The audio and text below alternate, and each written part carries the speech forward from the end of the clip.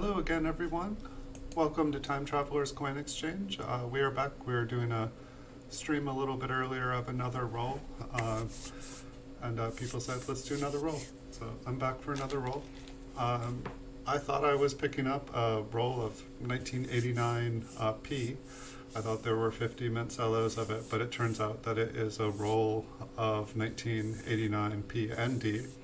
So it looks like it's an even split of Philadelphia and Denver. This roll of 25 and 25 came from Florida. I believe these are the Denvers here. Denvers have the red. And we got a little Ziploc bag of the blues for the Philadelphia. And so here we have 50 Mint Cellos total, so that's why I'm calling it a roll, because pennies come in rolls of 50s. And so we'll look at these, and I haven't done one with 25 and 25, I've just done solid date, but we'll get to, I guess, compare in this video how the Philadelphia and Denver Mint just did, and I know that this is a small sample out of the billions that they made, but it'll be interesting. We'll get hopefully twice as much knowledge here in this video as we would if we were just doing Philadelphia or Denver. And this is the latest dated video I've done. I think the first video I did was like 1957 for the proof Mint Cellos for the wheat cent. And then I think 1981 was the latest. So we'll look at these 1989s here, see how the mint has progressed. We're now in a zinc penny with the copper coating. So we'll see how that has changed things as well. Hey Bigfoot, welcome. It's my second stream of the day. We were having fun at the last stream and people said, yes, do another stream. So I grabbed another roll. I thought this was a solid date, but it looks like it is a Philadelphia and a Denver Mint here. So maybe we'll get started here. And so we'll get a sampling of both the Philadelphia and Denver here. Let me actually spill all these out here so we can put them back in the bag as we go through, so I don't show you the same pennies over and over and over again. So it looks like the first penny that we have here for the 1989D, it looks like it's kind of got a little bit of discoloration. It doesn't quite look like an even color all the way across. I do notice that the cellophane, it is more of a rigid plastic now. While I was doing all the other ones and I'd go to move them, they'd be bending and all kind of flimsy. These ones have a lot more integrity. It almost kind of reminds me a little bit more of a Mylar flip. Gosh, I need that coffee. That was the one thing. I was like, okay, I got the video ready. I'm like, oh, the coffee's empty. So apologize if that took more than 5 minutes, but I will give you guys a little bit more of myself, and hopefully you guys will get to see the coins a little better with a little bit more coffee in me. And if I don't get the coffee in now, this one almost looks like it's a little bit, I don't know, would you call that a broad strike, the way that or just a worn out die? It looks like everything on the edge of the coin has started to kind of get pushed out. It's kind of interesting, but I definitely am seeing a difference, just the way that the coins mint luster. I mean, it's a very, we're looking at copper again, but it's more like copper plating. It's smoother. I mean, I feel like we're seeing far less scratches. And so I guess we had one question.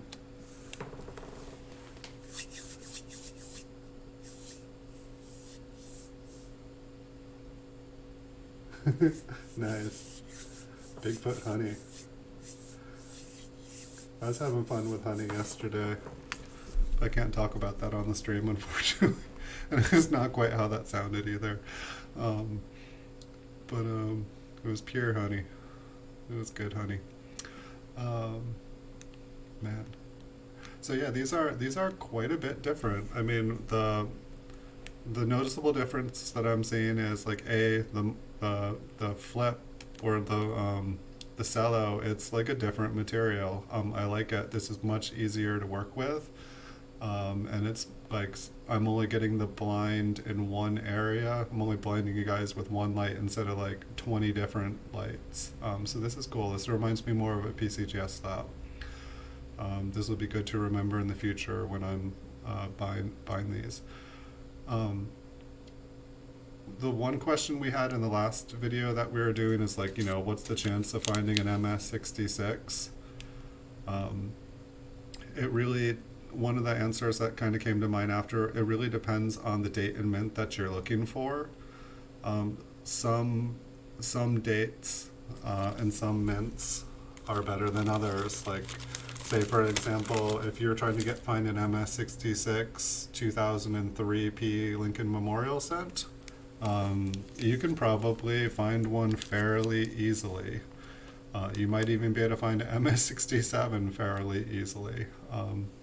But say you go and try to find a 1979 MS-66, it seems like for that year, everything was done pretty poorly. There was a lot of issues with the coins. And so depending on what date and what year you're trying to get, the answer is going to be different. And so not only was there different quality issues on different years, but how well things preserved, how well, what sources you're trying to get the coins from. Like, I guess the first answer I gave you guys is that there's like different places to look for different quality coins. And then it's just the quality of the coins for each year are different. And the standards for most years are the same. I feel like there are a few years where like the coins were just so badly made that they almost changed the rules for what a coin could actually get a grade. Like that no coins of that year got a specific detail, so they kind of like would cut it some slack. I feel like if I'm trying to like think of a date, I feel like 1922 was maybe like that, where the reverse just you couldn't get the full details in it to get a specific grade, and so like they just kind of like gave things a little bit of slack. Like you could still get a higher grade without it because that was the best strike available, even though it kind of doesn't make sense. This one looks really nice. I don't know, like this on the front here, this looks like an MS-66 to me. Like this almost looks like an MS-67 to me. Like I really like the way the luster it looks like a starship going at warp speed into the stars. Now that's interesting. The cello here is like much thicker on the reverse. We're just trying to look through like the older mint cellos that we look at. Those lines are like, there's like 3 lines for every one of these big ones. It's like I almost can feel it. It almost feels ribbed. This is interesting. And now trying to look through that, but I mean, I'm not seeing anything. But now my eyes need to evolve again. First I've gotten used to looking through the Mint Cello of the other ones. Now I have like an entire different material I need to like train my eyes. Looks like we maybe have like a little rim ding. I'm not sure if that would mark anything off. I think this is like the prettiest coin that I've looked at out of any of the mint sets yet.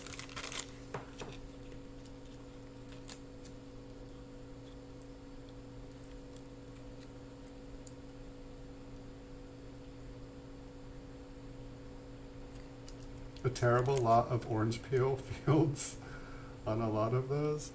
What's the orange peel fields?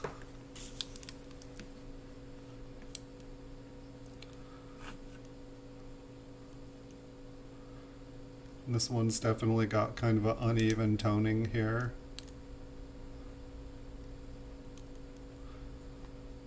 As far as like scratches and stuff, like I mean, it kind of, to me, it almost feels like they actually like held the coins up to a higher quality here.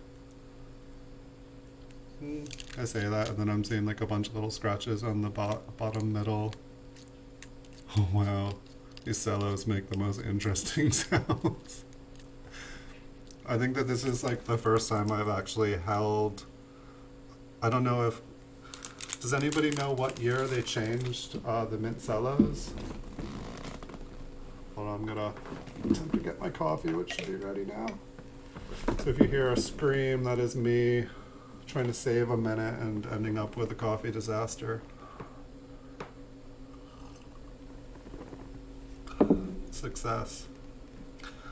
I cheated a free minute in life.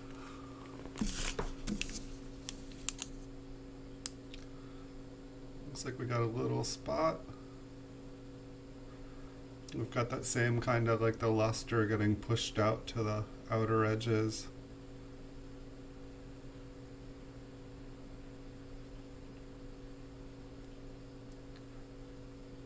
And with like that spot, it's like I don't feel like it could get higher than an MS65. Got a little darker spot on the memorial steps. I feel like every other coin we've looked at so far has been better quality, so this one will not go to get graded when I go to grade. We'll just have to keep on looking here. So this is, I mean, I know this isn't 1990 yet, but this is like, it feels like a decade since the 1981s we're looking at. I mean, we're looking at an entirely different metal content. We're looking at a different Mint Cello. Like, I mean, this just, I mean, maybe the other Mint Cellos were like this, but this feels totally different. I totally see like a floating P next to the T, but it looks like it's moving, so I think it's maybe an impression on the Mint Cello. Maybe it's just a scratch with a little like bubble. I don't know, this one looks like a Mint State 66 to me though, until we look at, that's probably the Mint Cello. Let's see. Let's have the coin travel.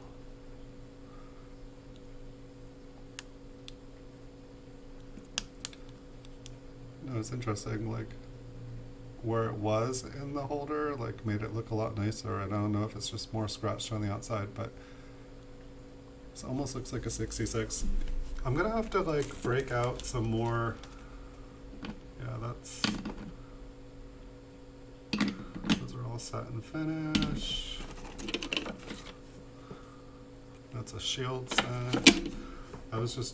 I think one thing I'm gonna start doing is when I make these videos, I'm gonna pull out a couple PCGS graded coins and you know, try to find a 64, a 65, a 66, a 67 for like whatever date, whatever mint we're looking at, and then as we go through the roll, we can kind of like go back and forth and like kind of use them as comparison. It looks like this cello has, it's been compromised in some sort of way. I don't know, it's kind of changed colors, it's kind of got different textures to it, it's kind of bubbly inside. Did it get too hot? And it looks like the coin has spotted on the inside. It's like, I don't know, it's like it definitely felt like whatever happened to the coin, that the cello just feels compromised. And it definitely has been interesting. Anytime there's like a corner taken off of one of these things, it seems like the quality. Same with this one. It's just kind of, the cello is like a little bit bubbly and just kind of, it feels like maybe it's got sun or maybe it got warm. But it definitely is interesting when this happens, and I feel like the quality of the coin inside suffered for it. It's got a nice reverse. I'm not really seeing anything going on in the reverse, but the front, I feel like the luster kind of got an uneven kind of look that's kind of almost looks splotchy. And I mean, maybe that is the Mint Cello, but no, I think it is the coin.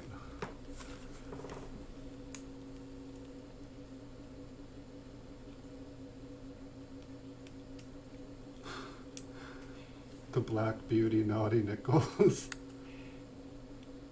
Uh-oh. What did they do with the nickels? Just a nickel in general? Was there a specific year? I've never been a super nickel guy. Tell me more about Black Beauty. Naughty nickels. Were they trying to devalue the currency through the nickel at one point and it just like failed horribly?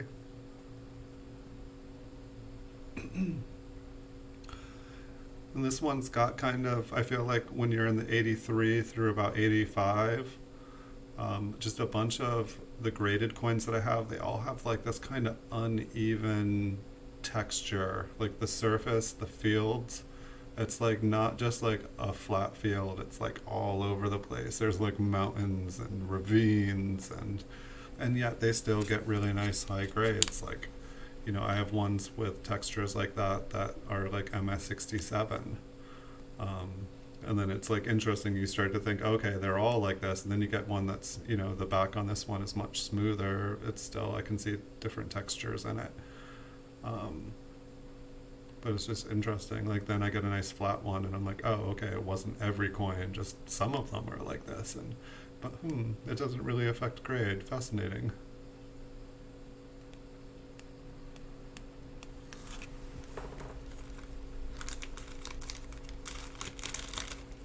Well, I mean, to me, like the copper cup, like this is like the essentially the last. Oh, whoa, what's going on with this one? You know, it's like our government has been devaluing the U.S. currency for like nearly 100 years now. Well, no, if you go back to the Flying Eagle cent, in my opinion, that was the first. You know, they're like, oh, copper coins way too much. Like we're being way too hard on our poor people having to carry. Well, I mean, I guess poor people probably didn't have copper coins in their pocket either, but you know, it's like, oh, it's so cumbersome to like carry around these large cent coins. Like the public doesn't like them. They're too heavy. They're weighing their pockets down. Oh, we'll help you. We'll make the coins smaller. And oh, you know, but it's like reality. It was costing them too much to make them. It was costing them more than $1 to make 100 pennies, and so they made it smaller so that they could save money. But they tried to sell it as we're doing you a favor, and so thus, you know, like 100 cents, you know, became worth less than $1. Um, And then it's like, you know, we went through off the gold standard. Did people want to go off the gold standard? No. Who wanted it? The government did. Believe in fiat. It's the future. And then in the 60s, we had like, you know, let's take all the silver out of our circulation. Let's extract more wealth from the population. You know, they're already buying this fiat thing. Let's really go on this. And then in 1982, they're like, oh, what do we got left to take from the people? Let's take the copper. Yeah, let's take the copper out. Like, might as well get that last 1% of wealth. And so they did. And so what? Now our currency is not based on gold. It's not based on silver. And it's not based on copper. Like, I mean, it's like they took every single last poor man's cent. And they're obviously expecting a bright, beautiful future in this country because we can see how well they're investing in the infrastructure of tomorrow. Sorry, I'm not going to get morbid in this video. I'm going to stop right there. Don't ask me to go farther, people. But I guess let's go back in time some. Let's go back to, like, you know, the Roman civilization, or the decline of the Roman civilization. And you know, what were they doing as, like, the government started to run out of money? They started to devalue the currency. The content of the gold and silver coins, they started to put less and less in them. And so the newer, if you have like old Roman coins, like the older ones have a higher precious metal count in them or percentage, and the newer they got, the less and less and less, because that was their way of devaluing the currency to make money. They made money by essentially making fake money that looked like real money, which kind of brings us back to present day. And then it's like, what is money? Money is a promise to give something of equal value. It's like a promise. It's like a debt. It's like it's a debt for something tangible. It's a debt for a service. And now you have to like pay taxes on debt. It's hilarious.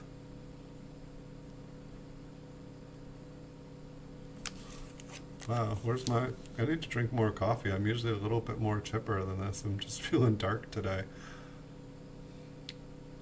See what happens when you take the copper out of pennies? I was all happy. I was all like positive. It was like a beautiful morning. Everything was good. I just need to eat some more sugar and drink some coffee and yep. All right, we'll take a look at the next one here. Got some minor spotting. I feel like you can once again just see like kind of like the bubbles and the Mint Cellos. I mean, like it almost feels more like a Mylar to me now. Like if the other one was, like, I guess it's just a different kind of cello. If anybody's got brains here, let me know.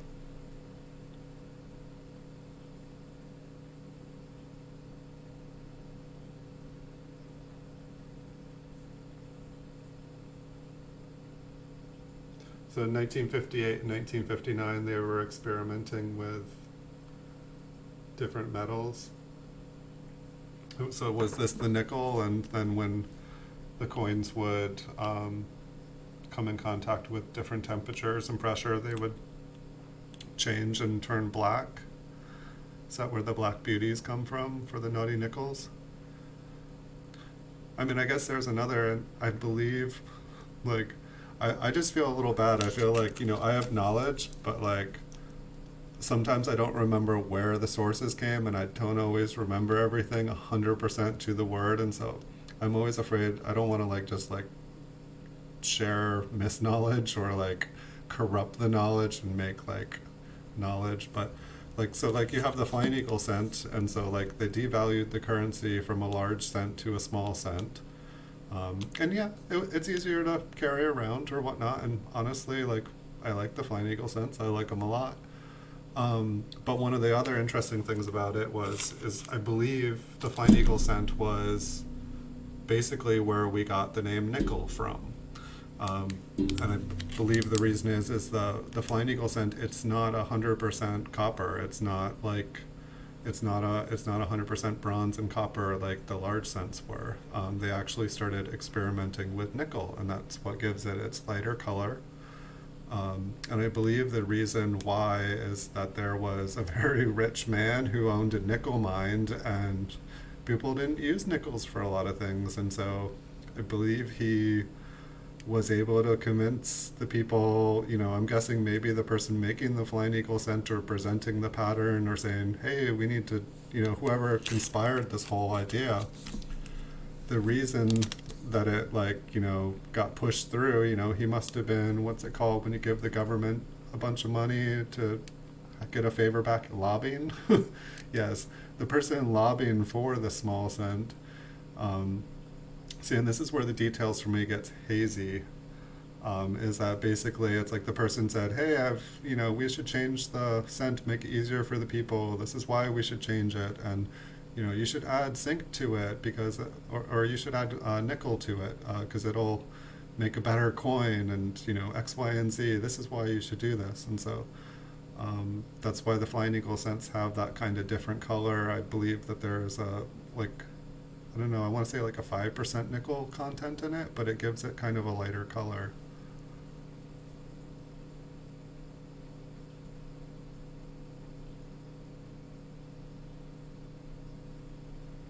Yeah, it is best to And that's the interesting thing I find about history and research is like it changes. I mean, it's like, like pretty much all history that you read is written by the people who didn't die.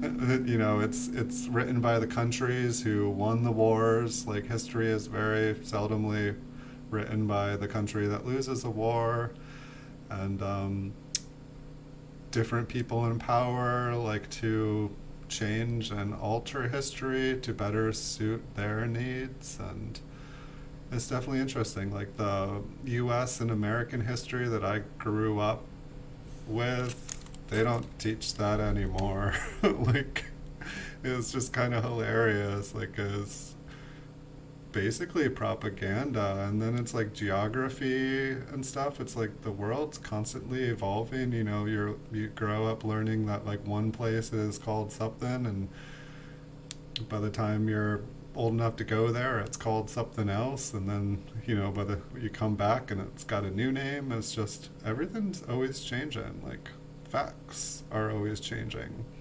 Some of the things, it's like, how many planets? There's 9 planets. Like, oh, not anymore. There's not 9 planets in our solar system. It's only 8. Oh, wait, it's 9 again. No, it's 8 again. We just discovered 3 more.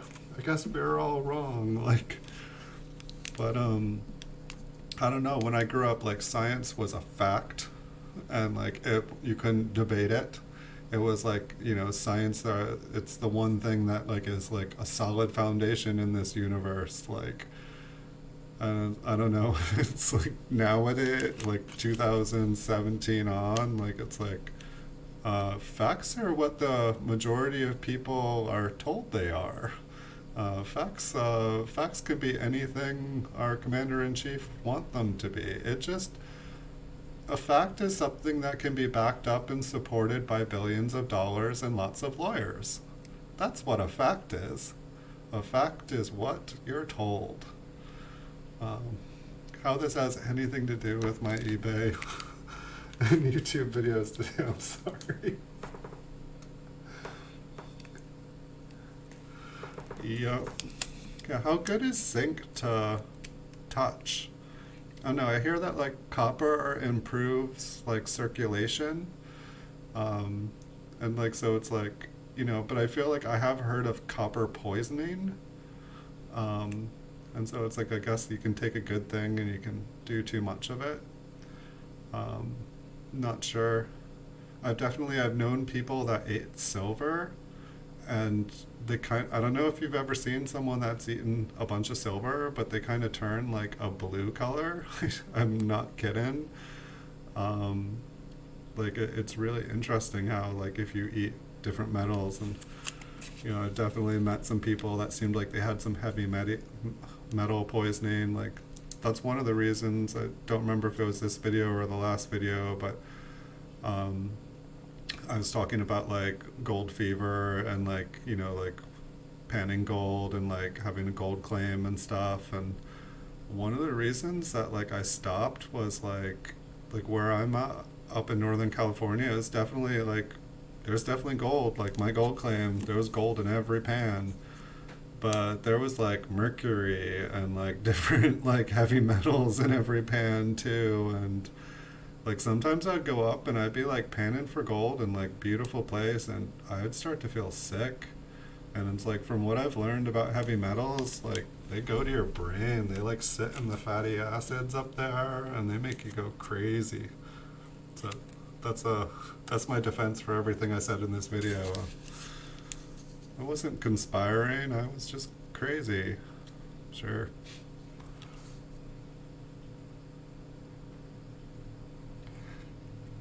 You think that there's a 1988 reverse for this year? It's very possible.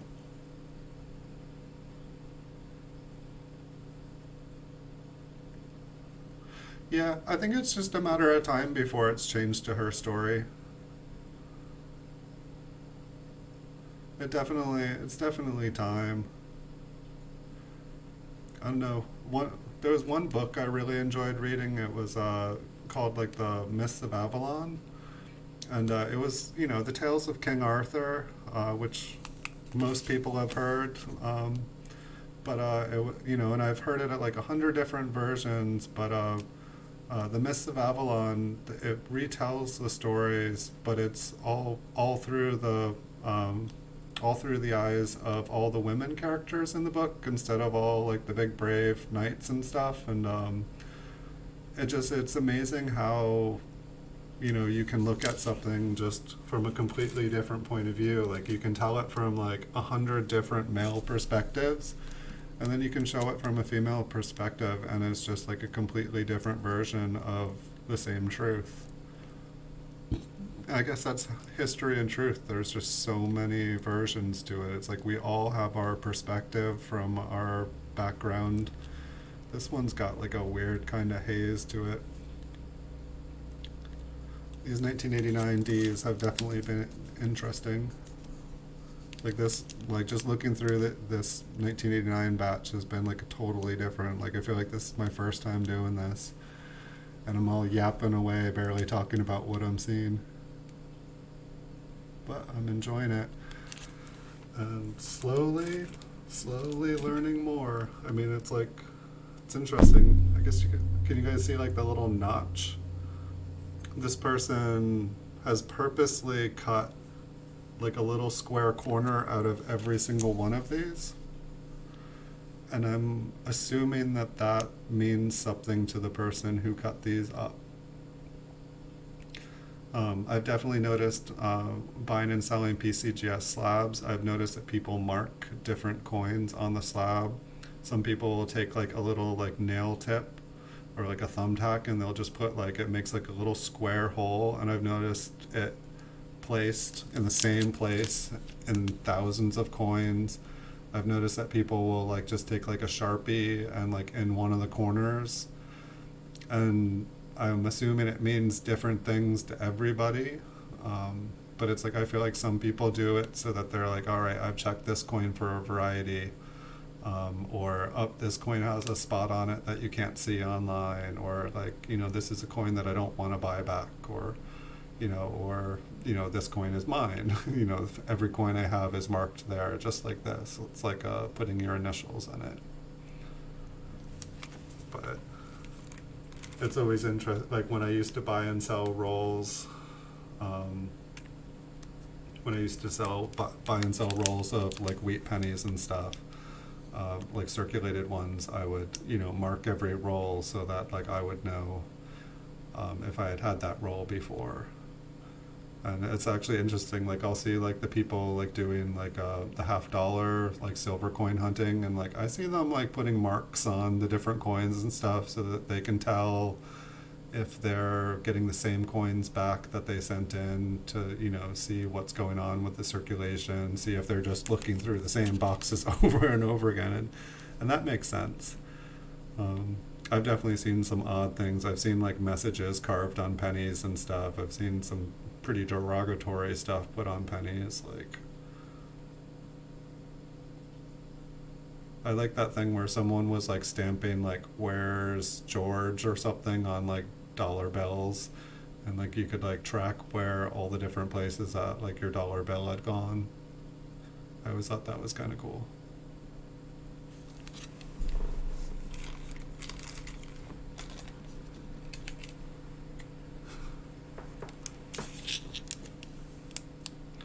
You don't have a gold mine or a gold claim? Actually, I got mine off of eBay of all places.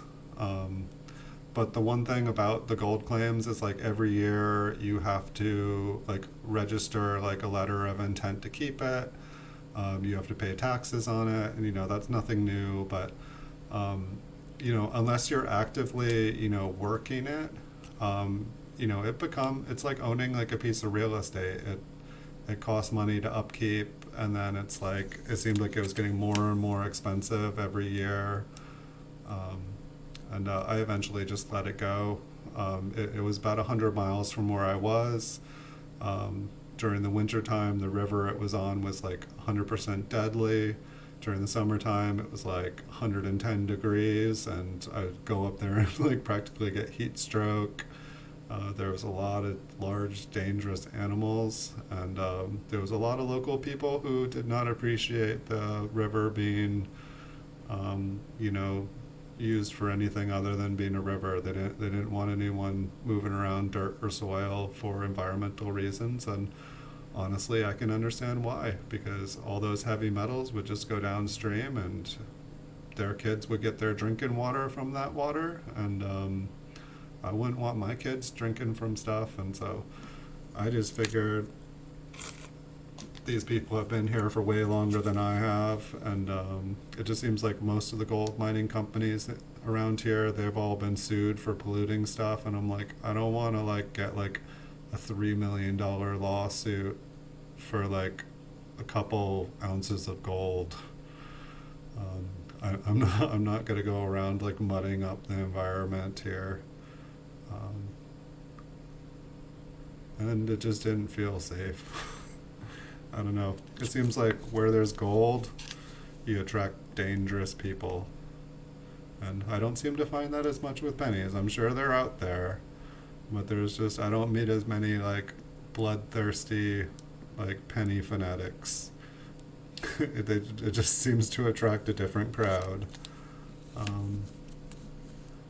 Is this one straight? I just want to flip it over. No, I think that. All right, so this is this side, and this is what it looks like. So it's got this one's got a pretty good rotation on it. Here, I can do it straight up and down. So that's, yeah, it's got a pretty good rotated die, I'd say.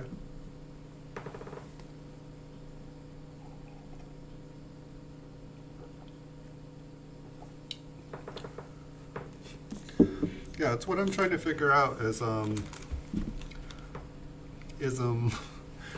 does do these Mint Cellos protect the coin from fingerprints? I just for some reason assume they did, like kind of like a Mylar flip or something, but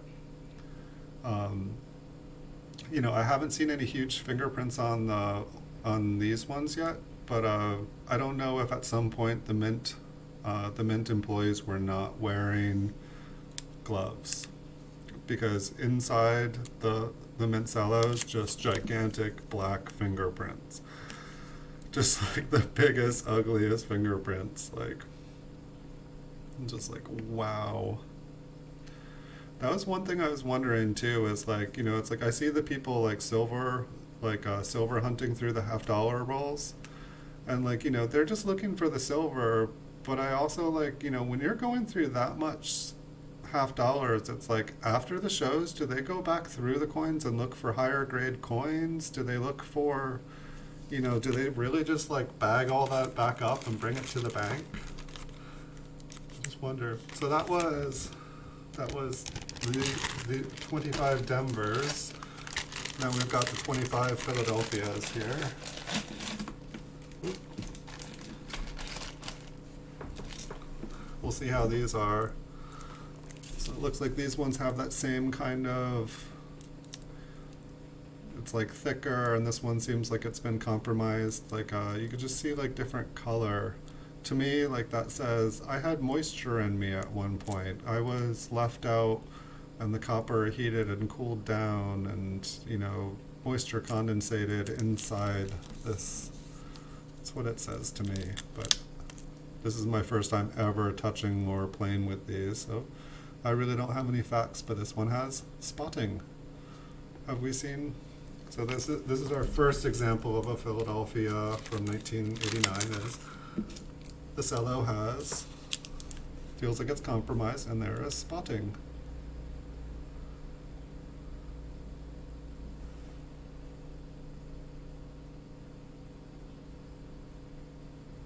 I think it's like 21 years old.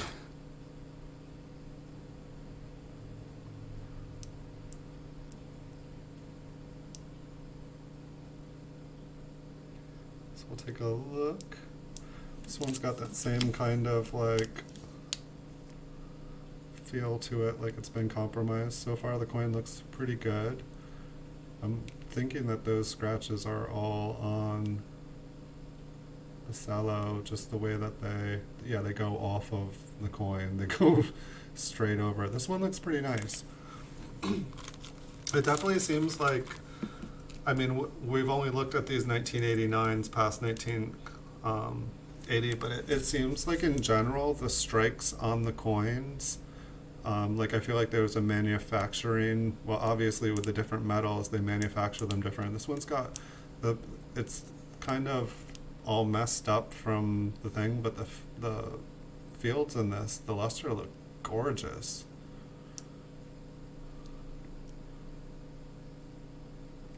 Like there looks like there is like possibly a little thing under the E in Liberty, but other than that it looks really pretty.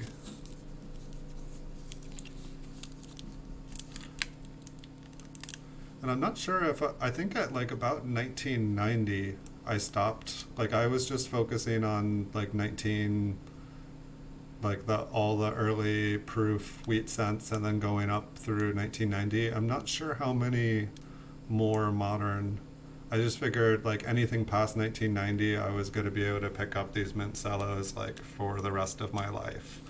I figured I would like start focusing on the stuff in the 50s, 60s, 70s, and 80s. But it's actually kind of funny, like in one way, because like I was looking at the mint sets of how much they made of every year and stuff, and like in the beginning it starts off really low and just slowly starts to work up higher and higher and higher. And then I think as you start to get to about 2000 something, it just starts to go down, down, down, and like I feel like some of the like mintages were like lower than like the very early ones, just I guess less people started buying them. I guess with less demand, like if they weren't selling out, then you know why is the mint making more than they ever sell?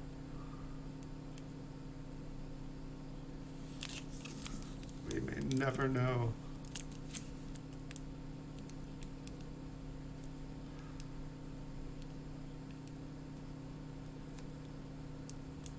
And so I went to look. I can't remember if it was you, Bigfoot, but I feel like you asked for like a 1982 roll.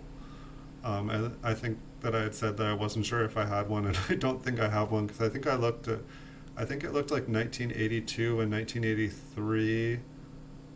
I believe those were the 2 years, but I feel like there was a couple of years where they stopped making the mint sets, and basically the only mint sets that you could get was from like the like a souvenir shop. So yeah, this one doesn't have that funky damage to it.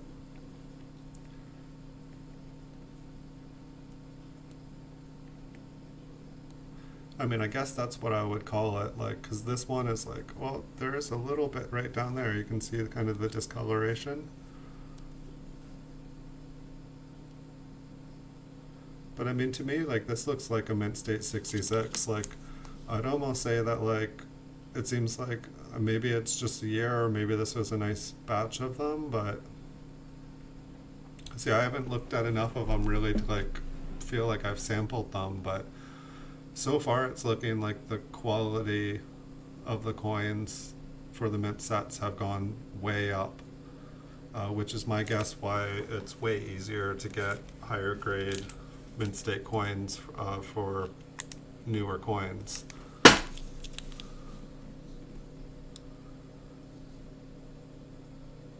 I mean, it's like when I'm looking at like an MS 67 or a 68, like that little mark in the top right field there, like in a 67, I feel like I'll see one or two of those on the coin, and so like that's all I'm seeing on the front of this coin is like one or two. Looks like we have maybe one if that's not on the cello. It looks like we have something over to the E pluribus there, so this is the 65, 66 would be my guess. I wish I knew a little bit more to be sure.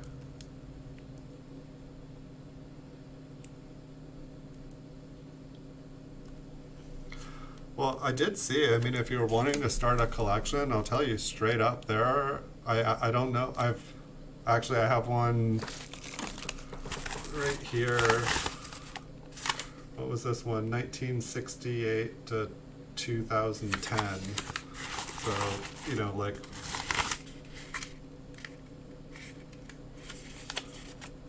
very cheap. So I'm trying to buy like, you know, solid date, like 50 of a certain ones, but there's a couple people out there that put up for auction, like, you know, the 60s through almost present. And, you know, you can get them for fairly cheap. I guess the problem is if you're wanting to get those coins graded then, see, I guess I'm trying to look at it from how do I get a bunch of high quality coins of a specific date or mint so that I can submit them into PCGS for grading. That's my ultimate end goal here. While a lot of people would probably rather buy like, you know, a 50, 60 different coins, you know, to make a set with.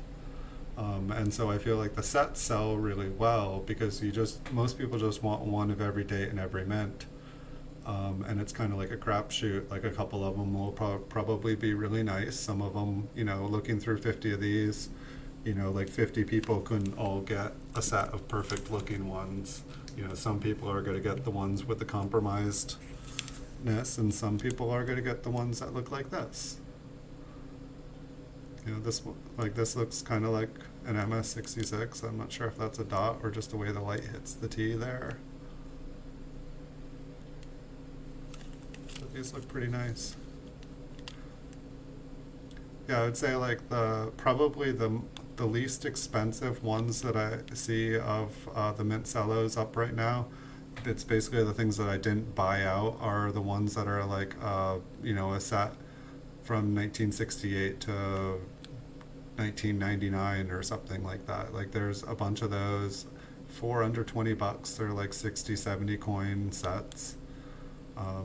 It looks like a bunch of them have higher grade. It's just I would have to buy like 50 of them to then, you know, I'd have to buy like 50 of the same sets to then have like a good chunk of coins to make a pool from. And I'd rather, there seems to be people that sell like 50 or 100 of each one.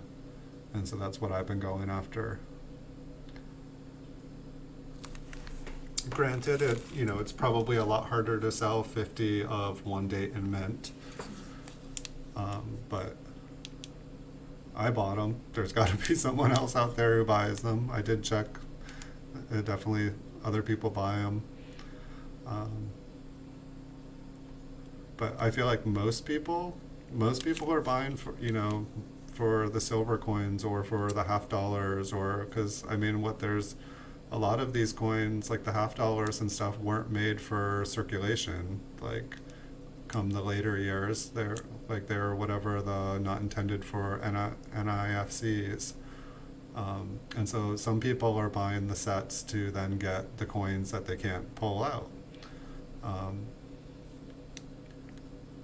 And I mean, some people just have magic eyes. They can just look at these things and pull the good stuff.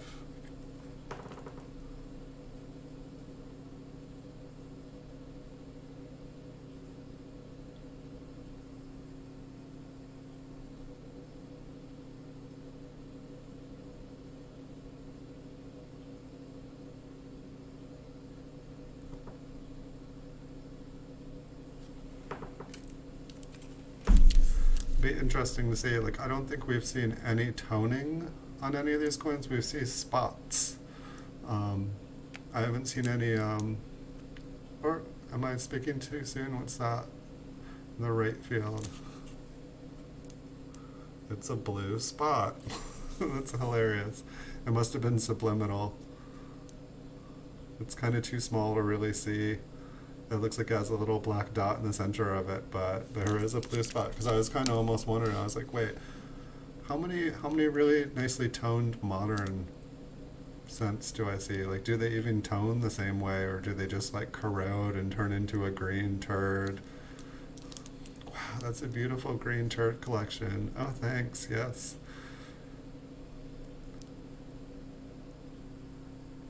Like I liked making the videos of like the colonial coins that I got because it was just like, yeah, I swear this has details on it. You just can't see it. It's just Welcome to Time Traveler's Coin Exchange. Today we have a hunk of metal that supposedly is a Massachusetts colonial cent. I swear, it's not just a piece of metal I found. I mean, this one looks beautiful. Like, there's like a little distracting dot in the left field there. Let's take a look at the back, but I mean, that looks like a 67 to me. Like, could it be? No.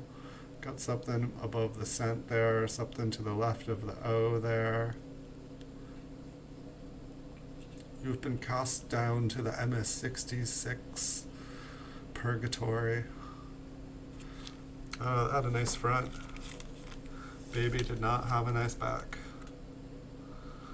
Poor baby Abe.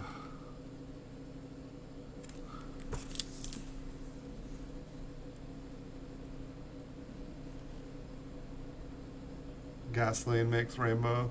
Yeah, I hear laundry detergent or like washing your coins. I feel like I've pulled some nice ones out of the washer. It's like, ooh, and heat. It's like, I think I was watching Michael Kettle's stream, and he was like going through like a bag of 4,400 nickels this weekend. Maybe it was Friday, can't remember. It's all foggy. And but then he had a roll that he couldn't get the coins out of. There was like a roll inside the bag and he couldn't get them out. So it was like a blowtorch. I think I heard if you use a hair dryer, it like softens the plastic so that like the coins pop out. But he like stuck them in the freezer. He was trying freezing them, and I'm like, can't quite remember. Metal shrinks when you freeze it, right? But water expands. So maybe he had the right idea there, but maybe the plastic was shrinking with it. And then water expands. I don't know. It's so trippy how like different things expand and retract at different temperatures depending on what they are.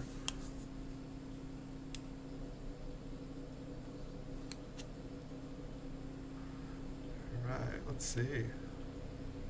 I can't believe, I think I'm just going to be able to pull this off. I've got to be somewhere in not too long, but I think we just got like about 10, 15 more coins here.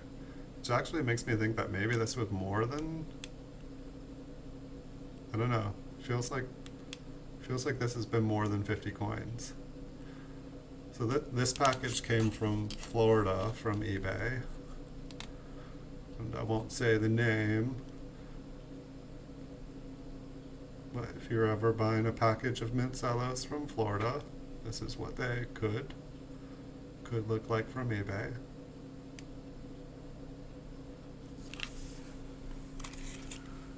I feel like I've been happier with these.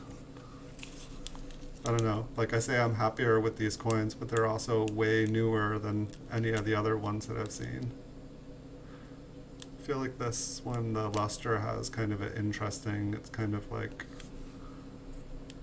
it's kind of spotty. I don't know, I would say, I call it dull or dull luster. It's like a new coin term, dulluster. Refers to a coin with dulled luster. A dulluster. It's a dullustrious coin.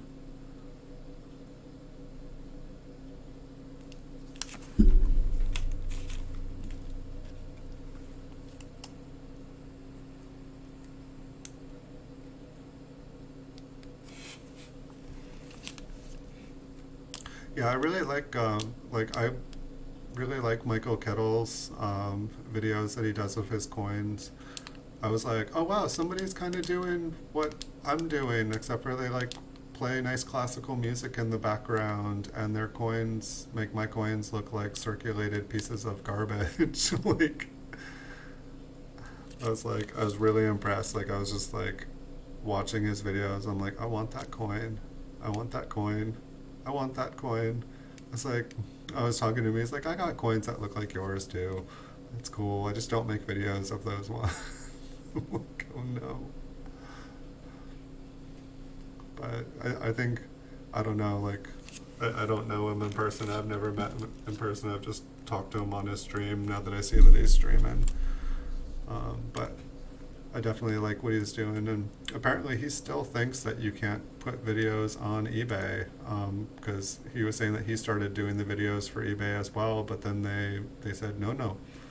And the only thing I can think of is that, like, if you put them on eBay, you can't be telling people to, like, oh yeah, check out my non-eBay store, or you can't lead the person to buy something. I just have the link for these videos in it to, like, say, like, hey, come check out the coins that you're bidding on, because that's what the video here is focused on. It's selling stuff, and the only place that I sell stuff is on eBay, and I tell everyone, come to eBay. And so eBay doesn't seem to mind. But I think if you try to lure someone off of eBay to purchase something somewhere else, I think that's when they say no. But as long as you're not, like, as long as you're using the HTML5 format with the video converter, they're happy with letting you have videos to show people better information or better details of whatever you're selling. And I mean, I think that's perfect for the coin world. I mean, anything that you're selling on eBay, it's like, if you can show someone a 360 view of the item that they're buying, you can show them up close details. You know, it's like when you show a photo like this, you don't see that scratch in the left field. But it's like, I do a video and I show the luster bouncing off of it, and you can see it. It's like, that's what makes buying coins sight unseen on eBay like such a, you know, it's like people can just hide stuff. And I don't have the best prices on eBay or anything like that. I tried being the cheapest. I tried doing that, and I lost money and lost money and lost money and lost money. And then I was like, yeah, no, you need to create a business model. And so I created a business model based on the cost of what it costs to do business on the eBay. And then I stick to that. And at the end of the year, I come out ahead. If I did what I did before, there's no point. It's like, how many thousand hours did you put into that and you lost money? This makes no sense. It probably took 10 years of selling on eBay to, like, finally figure out, like, you know, how to end up ahead at the end of the year. And I'm really glad I figured that out. Some hard lessons in life to learn. Did I have crazy insane sales when I was, like, the cheapest? Yeah. Did I work and work and work and work and work and work? Yeah.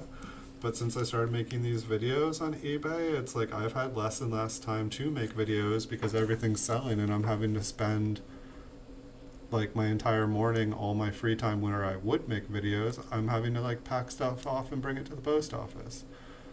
Fortunately, I decided to do all that last night, and so here I am making videos today because I don't have to pack up anything today, except for I haven't checked eBay since I've been on here for hours. That's the one problem making these videos. It's like, normally I'm on eBay hitting refresh, snatching stuff up as soon as it's posted.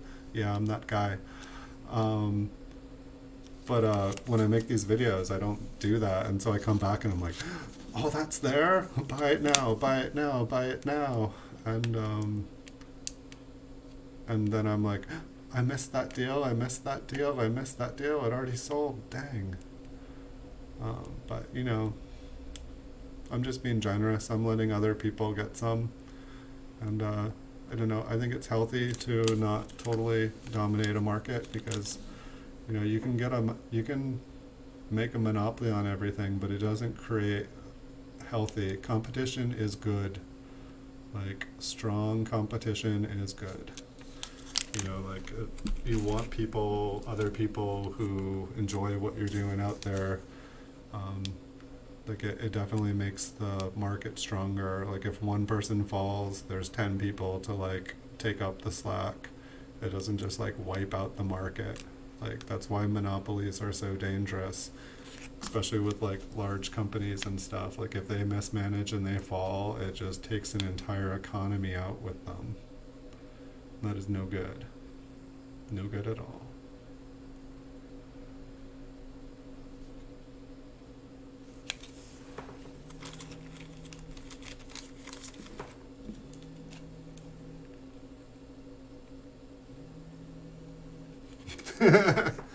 Yeah, I have to say, but I don't know, like I did say that his videos in that same aspect that made me jealous, it also inspired me to think differently about coin collecting. And while it's like, yes, I can have a thousand Mint Cello, wheat cents, or I can have, one, early 1914 proof wheat cent. It's like you can put all your money into one basket, or you can, hope. I don't know. It's like it's your money. You can spend it on whatever you want. If you want like the finest coin graded of a particular year or mint, you can have that. You can put it on a website. You can make a video of it. Like, I have the best of the best. I have that coin that you want that you can never have. And, you know, something fun about that.